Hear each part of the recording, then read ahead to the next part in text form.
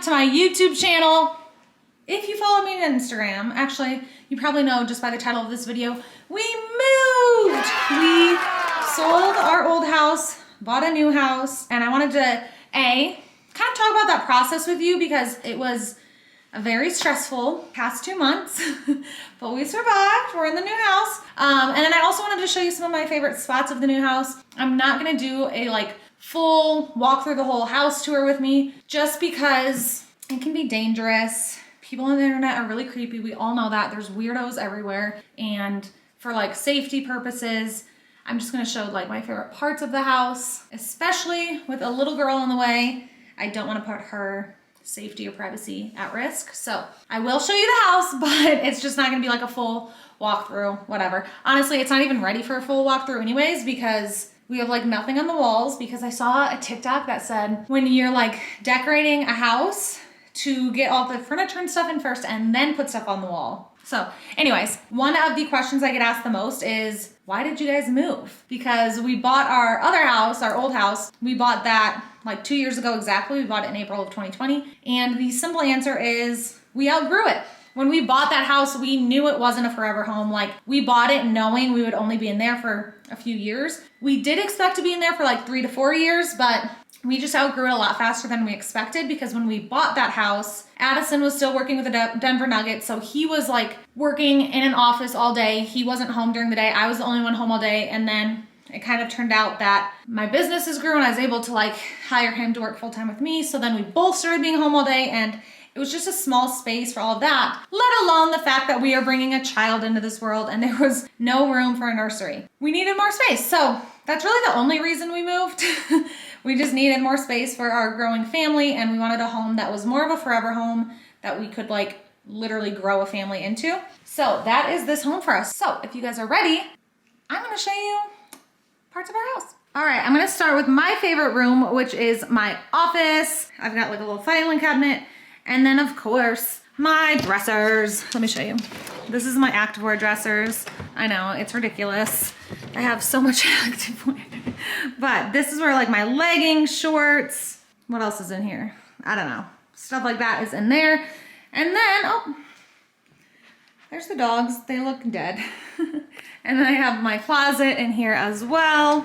Look at my sports bras. I found these hangers on Amazon where you can fit 8 sports bras on one hanger.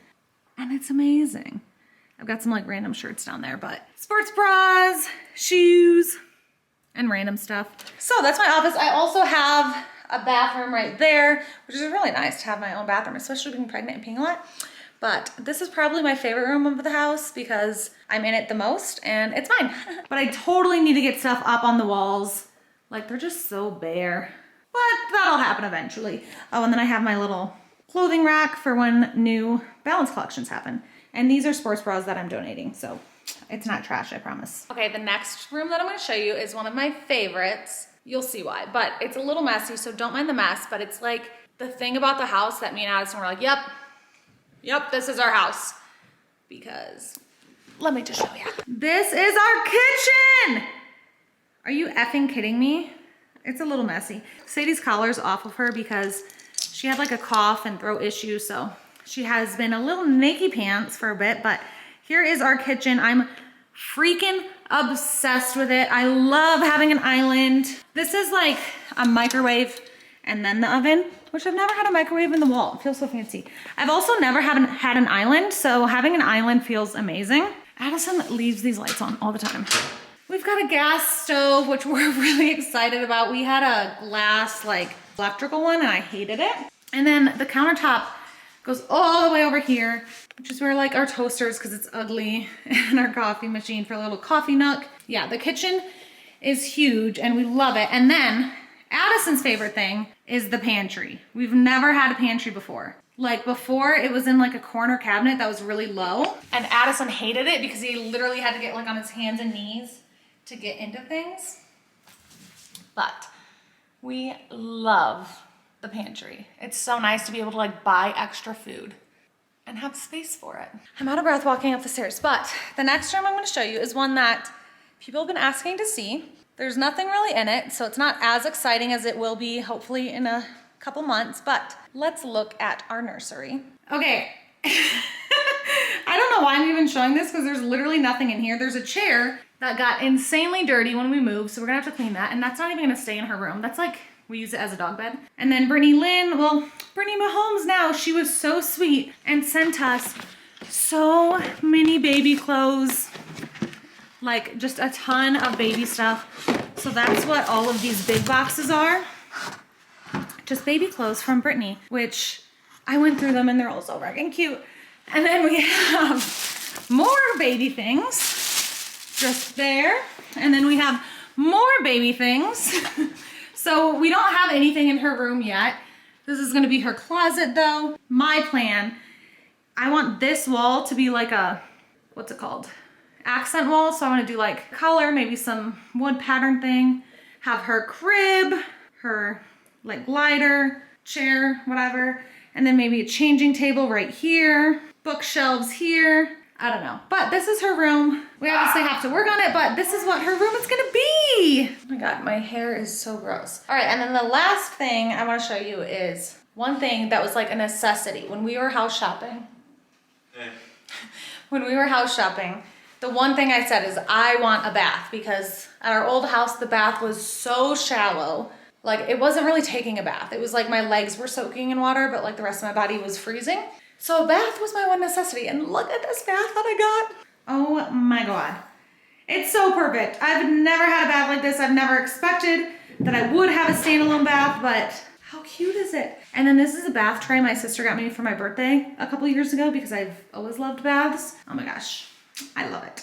The house is still covered with furniture that we have to build. This is like a couch that we have to build. Joy.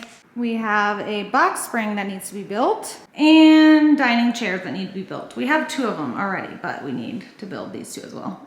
Okay, now I wanted to chat about the actual moving process because I think a lot of people probably have questions on it and just like going through the process of not only buying a house, but selling a house. You learn so much. So we bought our first house together, again, in April of 2020. It's now 2022. We bought our house and we learned a lot about house buying. Like I have no regrets because honestly, like we only owned the house for 2 years and we made an insane profit on it because the Denver market is just booming and houses are selling for so much more than they were when we bought. Like we bought right when COVID hit. So I think we bought when things were dipping a little bit and they've just been increasing ever since. So I'm so glad that we did buy when we did because selling that house helped us buy this house. Like the profit from the old house helped us buy this house. But we did learn a lot of things as first-time home buyers that I think looking back on it now, like if I knew the things I know now, probably would have done things differently when first shopping for our house because we ran into a lot of issues. Thank goodness the market just skyrocketed after buying because we were able to still make a profit after having to put a lot of money into our old house to fix things that I feel like we should have been able to catch. So hang on, let me break it down for you. So basically we bought our old house in April of 2020 and Denver summers, they're hot. By June of 2020, I was like, had the air on because it was hot outside, had the AC on and the house wasn't cooling off. The house was 80 degrees. And if you know me, you know that being hot is my absolute worst, least favorite thing in the world. Hi, Sadie. Hi, Sadie. Anyways, so I was like, Addison, I think something's wrong with the AC. But before you buy a house, you get an inspection, and we had used the inspector that our realtor had told us to use, and I will just say that we didn't use that realtor again for this house buying process or the house selling process, but we used the inspector our realtor suggested, and they said that when they did the inspection, it was too cold to test the AC, but it seemed like it worked. Well, let me tell you, it did not work. We had lived in the house for 2 months, and the AC, it just didn't work. It was old, it wasn't blowing out cold air, it was blowing out like warm air, and the house was freaking hot. So 2 months into owning this house, we had to completely replace the AC unit, which is a very expensive thing. We got lucky because one of our friends knew a guy who does it for a living, whatever, but we had to basically spend $4,000 to get a brand new AC unit put in, which, I mean, the inspection, they weren't sure, and I really wish we would have like pressed it and pushed it and been like, okay, if you're not sure, wait until a day that it's warmer that you can turn it on to test it. Do you know what I'm saying? But we didn't know you could do that as first-time home buyers. Whatever, we get it replaced, it works, it's great, perfect. And then in November of 2020. So June, July, August, September, October, November.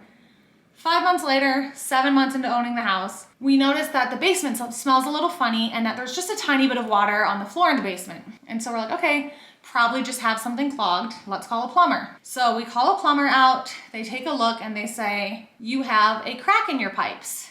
We need to excavate your front yard and replace all of the piping from where the pipe is like underneath the front of the house all the way out to the street. And we're like, wait a minute. We thought something was just clogged. And they're like, no, like you have to get these pipes replaced. You can't go on with the cracked pipe, like whatever, can cause more issues. So then we're looking at the inspection report again because we're like, okay, if there's a crack, like what are the odds that it happened only 7 months in? And in the inspection report, it says that the pipes are dirty and need a good cleaning.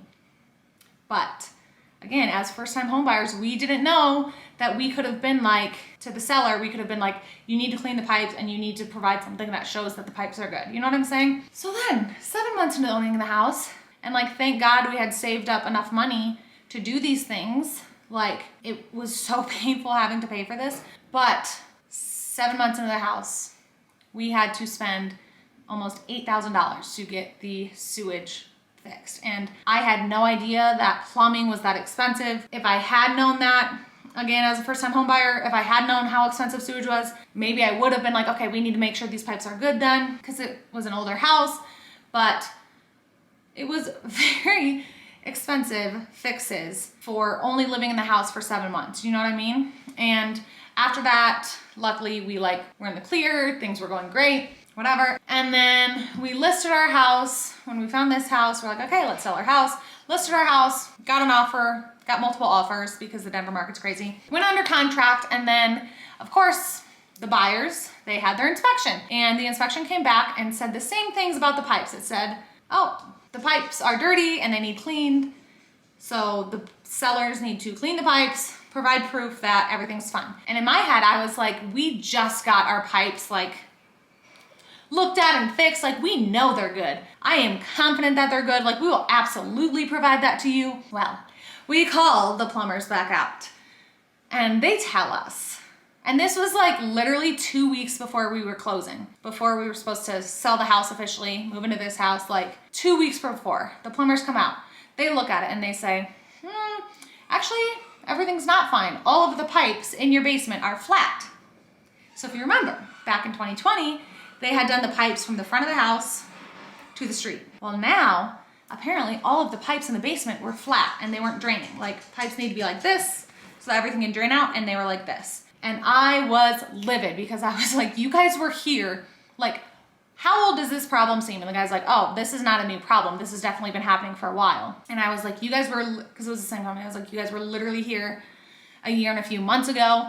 And I was like, so what does that mean? And he's like, we have to tear up the floor in the basement and replace the pipes. We have to replace the pipes and put them at an angle. Meaning 2 weeks before we were supposed to close and sell this house, demolition was happening in our basement on the bathroom, the laundry room, and then luckily it wasn't a full basement. It was like a split basement, like half the basement was finished and then half was a crawl space basically. So pipes needed to be done in the crawl space, which wasn't a big deal because it's just tarp over dirt, whatever, but they did have to tear up the floor of our laundry room and bathroom. And it was the most stressful thing because not only were we in the process of selling that house, we're in the process of buying this house, and like the home buying process is stressful alone. So, and then I was mad because I was like, we're gonna give the buyers a brand new bathroom, and like if these plumbers had caught it when they were here a year ago, we could have redone the bathroom and made an even bigger profit on it. Like, we could have gotten our money back for having to redo the bathroom. Do you know what I mean? So I called the owners of the plumbing company and I was just like very upset. I was like, we are selling this house in 2 weeks. You guys were here a year and 3 months ago or whatever. How did you miss this? Because by you guys missing this, it's putting so much stress on us. We now have to completely redo the bathroom. We don't get an opportunity to earn money back on that bathroom remodel because we have already been under contract. Like, people are already buying this house, blah, blah, blah. And luckily, like we are so lucky because the plumbing company that we used, they're just like a very good business. Like, they are very honest and helpful, and they were very empathetic about the fact that they had missed it and it was now a much bigger issue for us, that they caught it basically when we were in the middle of selling the house. and they ended up doing the service for us at their cost, like not making a profit, which drastically reduced the cost that we had to pay, which it just took a huge weight off of our shoulders. They came in and they got the work done by the next week. But yeah, the company was great. If you guys are in Denver and need a good plumber, let me know because I got you. Never thought it'd be a hookup that I'd have for you guys, but I do. So yeah, that was so stressful. And then we had to hire someone to come rip up the tiles in the laundry room and bathroom floors and then replace them. But again, we did make a profit on the house. So redoing that stuff, it cut into the profit basically, which sucks, but it is what it is. It just sucks that we got stuck fixing so many things in that house, you know? But I mean, the buyers, the people who bought it, they're very lucky. They have a very good house now. Like, I think that we fixed all of the expensive things that could have gone wrong in the house, and they have a very solid house now, so lucky them. Looking back on it, if I were a first-time homeowner again, the things that I would do differently are, number one, I would make sure I found a realtor that I like 110% clicked with, that I trusted wholeheartedly. We found our first realtor just like off of Zillow, I think. It's just who they connected us with. He was a nice guy, but we won't use him again. We didn't use him again. But having a good realtor is so important. They can help you like find a house that might be a good house, might be a bad house, you know? Like they have experience in the home buying process, so they're gonna be able to help you a lot. Number two, I would question any wishy-washy things on the inspection. Like if I'm buying a house and the inspection comes back kind of inconclusive on things, like ours came back inconclusive on the pipes and the AC, and we just assumed they were both fine when we shouldn't have because we got stuck paying so much money to fix them. So if I was a first-time home buyer again, and like as a home buyer for this house, what we did is we questioned the inspections. If something came back wishy-washy, we're like, nope, we're gonna have someone come out here and double check it. Oh, the AC doesn't, you don't know if it works? Okay, then I'm gonna have an HVAC specialist come out to the house, make sure it totally works. Oh, the pipes look dirty? Okay, I'm gonna have a plumber come scope the pipes to make sure it looks good. And most of the time, that burden will fall on the sellers to prove that everything is fine. Like if the inspection comes back like, something could be wrong here, usually the sellers, you can say to the sellers, okay, in order for us to continue with this contract, then I need you to bring out an HVAC specialist. I need you to bring out a plumber, like prove to me that everything is good. So that is one thing that I really wish we would have done the first time, but it was nice knowing for the second time around. And the third thing, it's not something I would do differently because I think we did a very good job at this as first-time home buyers, is making sure you have enough money left over in savings to cover costs. Because when you're a homeowner, if something goes wrong, you have to foot the bill. Like no one's paying it for you. So making sure that you're not putting all of your money into the down payment, because for us, it was better to have a smaller down payment and have more money in the bank because we did run into issues and we did have to pay for it. Like one misconception I had before we bought our first house was that you need 20% down, which is just not true at all anymore. For our first house, we only put 5% down and we could have put more, but I was like, no, I think I want to have some money in the bank. And it worked out nicely that we did because we were able to fix things when they needed to be fixed, to update things when we wanted to update it. So definitely something that I would suggest for first-time home buyers, but I think that's it. Now that I've talked your ear off, I'm sure some of you are like, I don't care, I just wanted to see your house, which is fine. And I will say that buying a house was one of the best investment decisions we could have made at that point in our lives. If you can't afford to buy a house, it's a great decision too, because yes, you do get stuck with the cost when things go wrong, but you also get to build equity in that house and you can make a profit when you go to sell it. So it was a great decision for us. I'm so glad we bought that first house and I miss it. It was actually sad for me leaving it. Even though it did give us problems, I was sad to leave it because that was the house that we like first bought. Like we got married, not in the house, but like when we got married, we lived in that house. When I found out I was pregnant, it was in that house and it has so many special memories for us that I miss it, but I'm very excited to have the space to grow our family in this house. So that's probably boring for most of you, but thank you guys for watching. I hope you enjoyed this video, whether you just enjoyed the house part or maybe you found the home buying process part helpful too. I don't know. And I will be documenting our series of like decorating the house because obviously we have like no decor right now. We're still moving in, getting settled. But once we start decorating the nursery, I'll be documenting that, especially on my Instagram, Chloe Got Chalk, follow me.